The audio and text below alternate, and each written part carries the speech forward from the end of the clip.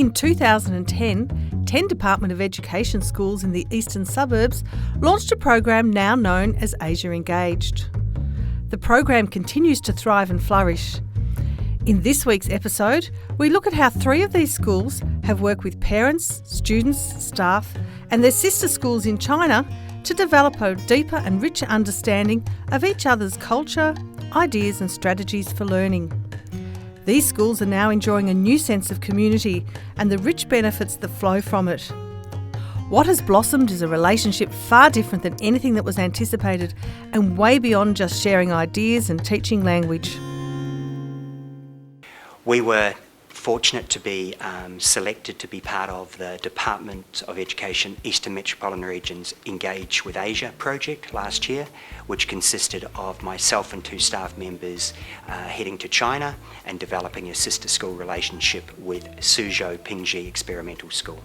One of the wonderful things about this program is that it builds on the notion of community. Now we know that community holds culture, that language is an important part of that. So what we've been able to develop is a greater insight with our children, with our parents and with our staff members in what does it mean to be a community in 2012 in an international, interconnected world.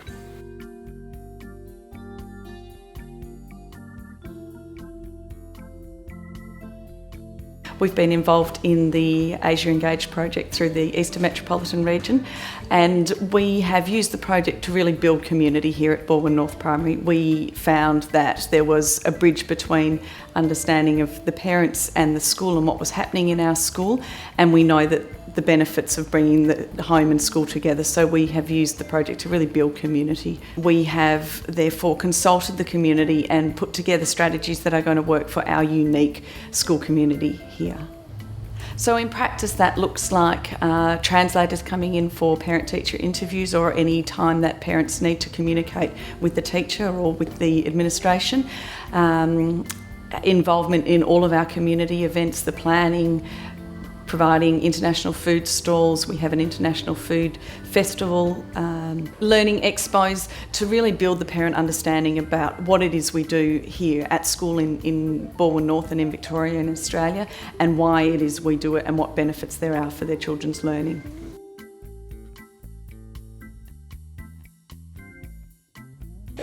In my mind, the definition of community, it's not about me or us as a group of parents and them as a group of schools. To me, it is like the flow of water. We listen to the need of the school. So for example, when the teachers need to go out and setting up the camp program, for example, the school need help. We can feel it and we can see it. So we step in and we say, this is where we can help. On the other hand, there are times when parents we struggle with supporting the children. The school step in, then they take the leading role. So there's no boundary between the groups. It is like a flow of water. Here at Balwyn North, we love Chinese New Year because everyone comes together and gets involved. We all come together and learn cultural dances, and we really learn lots of teamwork skills. We actually learned the origin of Chinese New Year, so we learned the purpose of it. It was mainly about how the fireworks scare away the evil spirits, and the red and gold colors make it more traditional. On Chinese New Year, we made the dragon, which everyone contributed. The parents helped, and so did the children from every year level, and we had a lot of fun making them. The Chinese New Year isn't just about our school, it's about the community. As everyone comes together from different schools, families, family friends, uncles, grandparents, just to have a good time.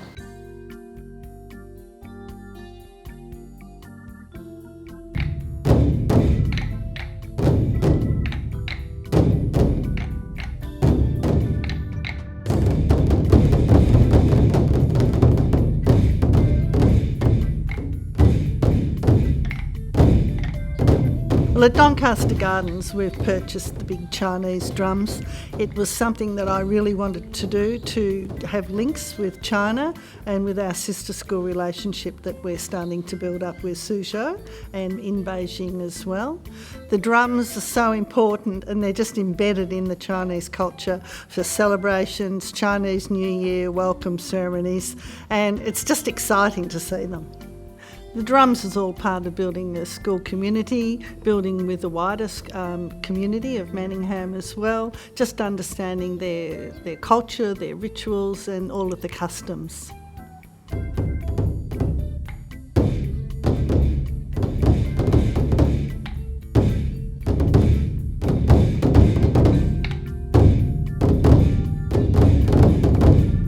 We have introduced Asian dance for several years already, and the reason why we do the Asian dance, particularly the hanky dance, is because we have got a large number of students interested in doing dancing. Using the Asian dance and the drum and the language program at our school, it really tied in perfectly with the connection we have in China with our sister school. That will bring all the community together at one.